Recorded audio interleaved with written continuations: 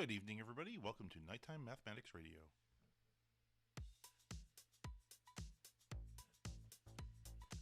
Now, it's the week before Christmas here, so we're not expecting too many questions on Twitter, but if anybody needs math help, feel free to browse on by to Nighttime Mathematics Radio. That's Night Math Radio on Twitter, and ask us some questions. We'll try to answer them live on air.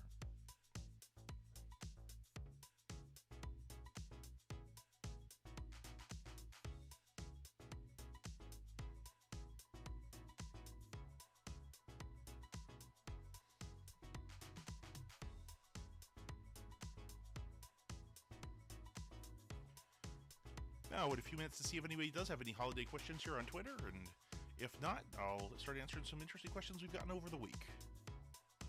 This is Nighttime Mathematics Radio.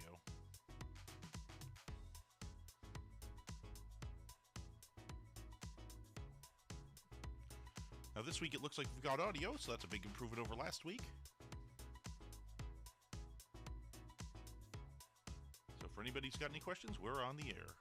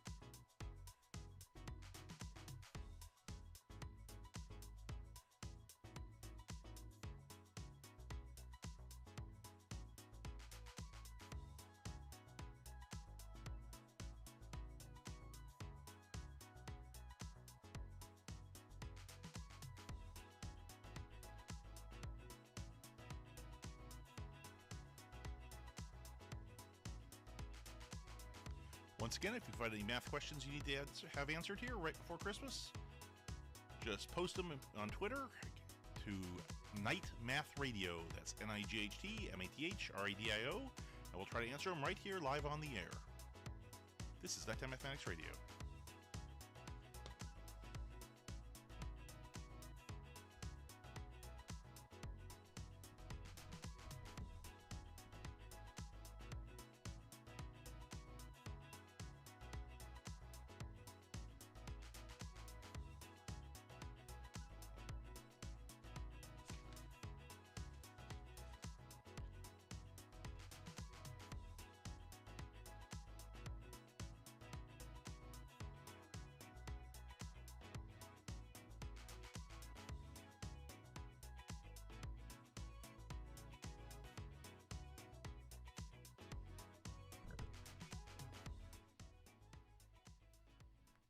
Well, we're waiting for questions here. Let's see if we can answer a question that came to us over the week here. Over the week, someone asked the following question, and I'll try to do this on our notepad here. Oh dear, document camera's having a bit of a day. Let's see if we can get a good picture of the document camera here. That's a little too zoomed in. There we go. That might be a little better. There we go, and the lines. Here we go, good to go. Someone asked the following question. They said,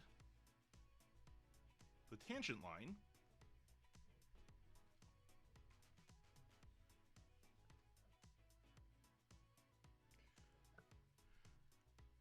to the graph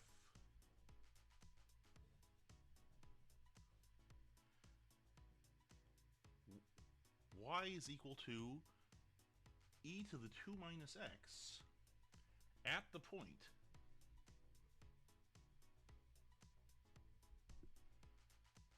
one comma e intersects both coordinate axes.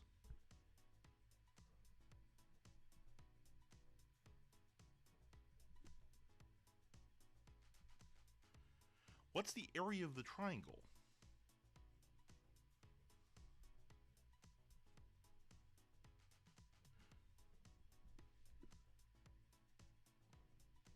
formed. So that's an interesting question. What does this look like? Well, let's graph the thing quickly. And by graph, I mean sketch a graph. We don't need a nice, beautiful graph. We don't need to pull out a TI-84 for this. We just need to draw a thing. What's the shape of this curve? Well, this looks like e to the minus x. We know what that looks like. That starts high and decays. Because remember, e to the 2 minus x is equal to e squared times e to the minus x. So this is just e to the minus x with some multiplicative factor in front.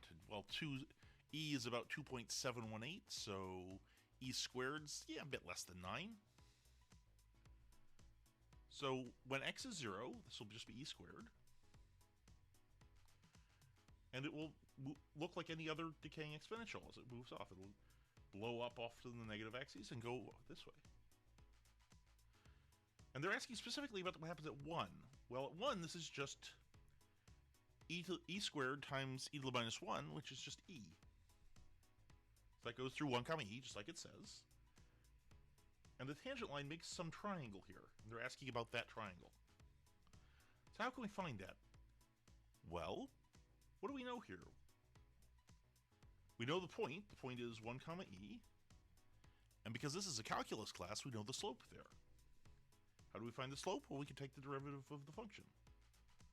The first derivative of y is equal to e to the 2 minus x times the derivative of, what's that? You have to use chain rule for this. So derivative of e to the anything is e to that thing again times the derivative of what's up there, which is just minus 1. So it's minus e to the 2 minus x.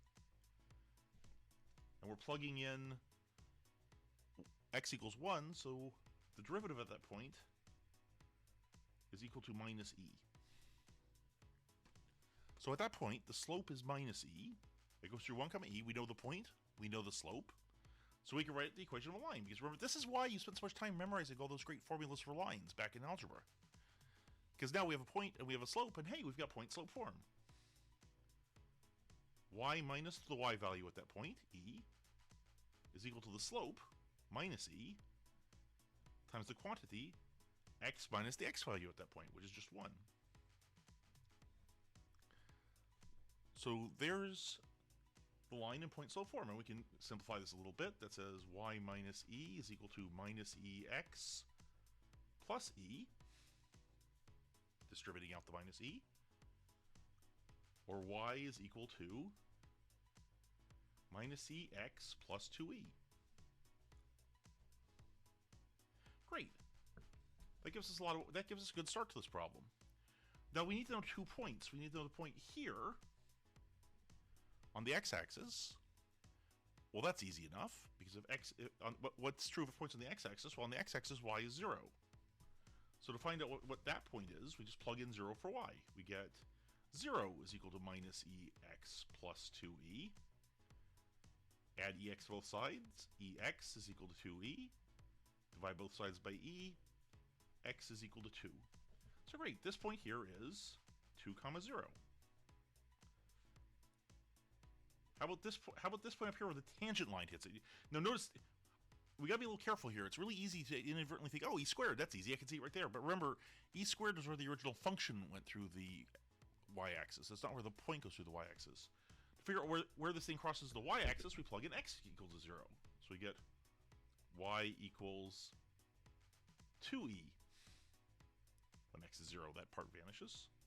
So this point, the point where the tangent line hits the y-axis, is just x equals 0, comma, 2e. So that's easy enough. This triangle has height 2e, base 2, and we just need to know its area. Well, that's easy. The area is equal to 1/2 times the base, which is 2, times the height, which is 2e. So the area is equal to 2e, and we're done. This is Nighttime Mathematics Radio.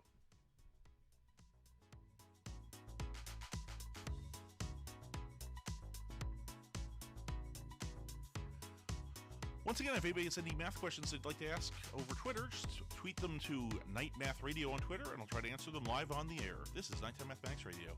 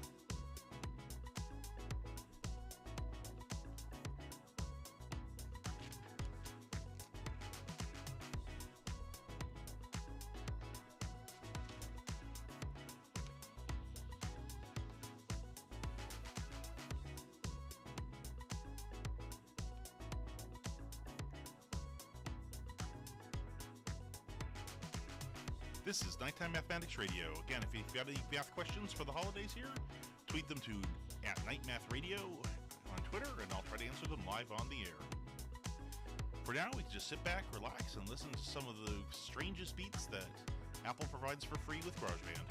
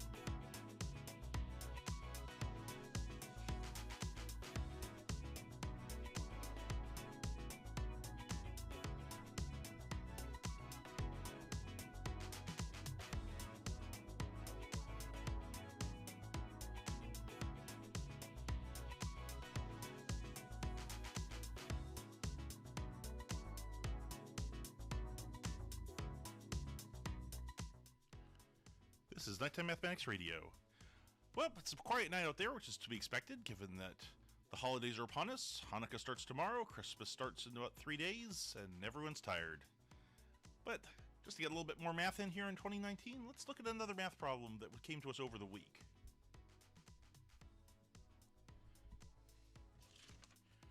Now, this problem involves two functions f and g that are both differentiable for all real numbers. And we've been given their values and their first derivatives at 5 points. So we have a little table of f prime,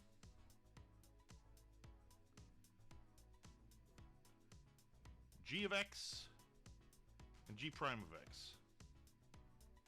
And we're given these for 5 different values of x. We're given for 1, 2, 3, 4, and 5.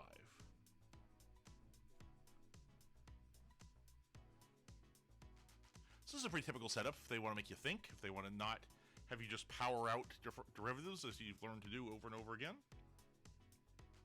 So at 1, we're told that f is 3 and f prime is 2, so it passes through 1, 3 and has slope 2, and it passes through, and g passes through 1, 2 and has slope 9.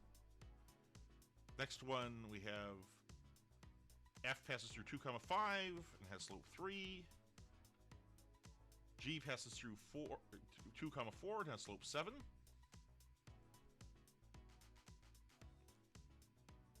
Three, we have f passes through 3, 1 with slope 5. G passes through 3, 5 with slope k. And we're not given that, we're just given a mysterious k to figure out later. We're given that f passes through 4, 2 with slope 6. G passes through 4, 5 with slope 5. And finally, f passes through 5, 4 with slope 8. And g passes through 5, 2 with slope 3. So there, we've been given two functions at 5 points and their derivatives at 5 points. And now we're told finally there's another function h, which is made out of these functions, that h of x is equal to f of g of x minus g of f of x. So you have this cool sort of combined function of f and g that we've been handed. And now we're told A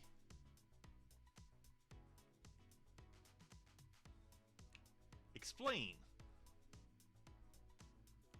why there must be a c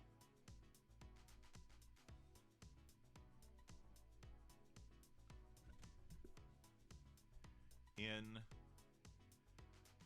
1 less than c less than 4 such that h prime of c is equal to 0. Now at this point you should have a smell coming up your nose. That smell should smell like the mean value theorem.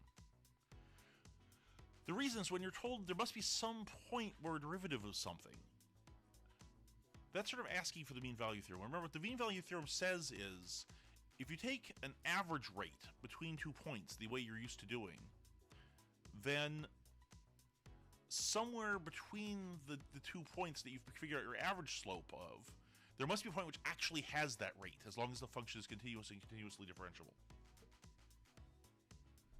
So let's see what happens here. What is f?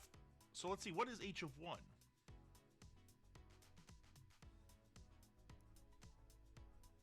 Well, h of 1 is f of g of 1 minus g of f of 1, just plugging in the formulas. That's f of, well, g of 1 is 2, minus g of, well, f of 1, which is 3. So it's f of 2 minus g of 3. F of 2 is 5, minus g of 3 is also 5. So h of 1 is 0. Well, what's h of 4? That's f of g of 4 minus g of f of 4. Well, that's f of, well, g of 4 is 5, so it's f of 5. Minus g of f of 4 is 2. F of 5, we can look right there, is 4. G of 2 is also 4. So that's again 0. So now we can say, what's the average rate of h between 1 and 4? And the answer is it's h of 4 minus h of 1 divided by 4 minus 1. This is how you remember, this is just the slope formula. That's what we mean by an average rate, is that we take this function, which in principle is wiggling all over the place, and then we just pretend it's a line and say, okay, if we squint hard and just find the slope with the slope formula, that will tell us what the average rate is over that range. And the answer is it's 4 minus 4 over 3, which is 0. So what that tells us, okay, the average rate is 0. H of 1 is exactly the same as h of 4. You can see that here. So, on average, this function is flat between 1 and 4. And what the mean value theorem says is, there must be some point in that range where the slope is actually 0, where there's actually a 0 tangent line.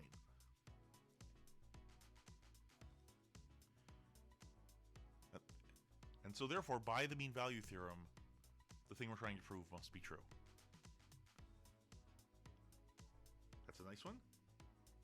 Another one, they actually ask a follow-up. They say, suppose h prime of 3 is equal to 0.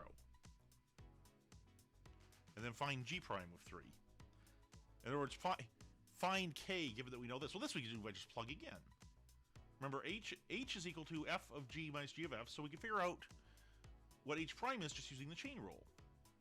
H prime of x must be equal to, generally, f prime of g of x times g prime of x minus g prime of f of x minus f prime of x. That's just the chain rule. Well, together with difference rule, but difference rule is so easy that we hardly ever even think about it. We can plug these in now. Let's plug these in at 3. So we have h prime of 3 is equal to f prime of g of 3. G of 3 is 5.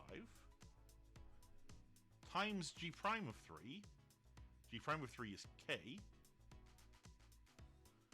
Minus g prime of f of 3. F of 3 is just 1. Times, and this is a times, that's the center, times f prime of 3.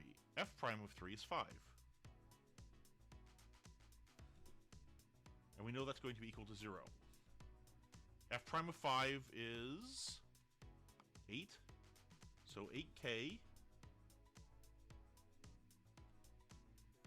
minus g prime of 1 is 9.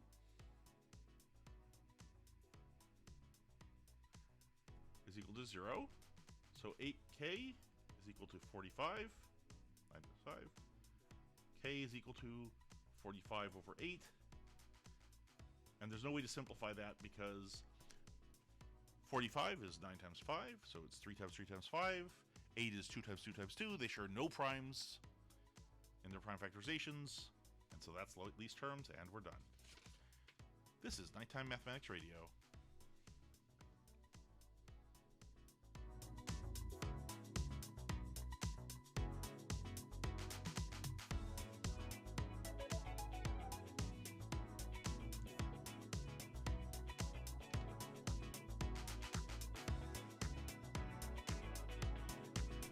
And it's looking like a slow night here, which is to be expected given that it's the holiday season.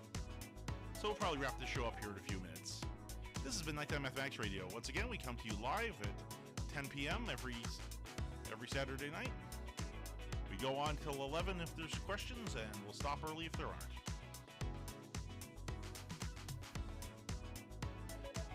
For now, let's sit back and listen to some of Apple's strangest beats.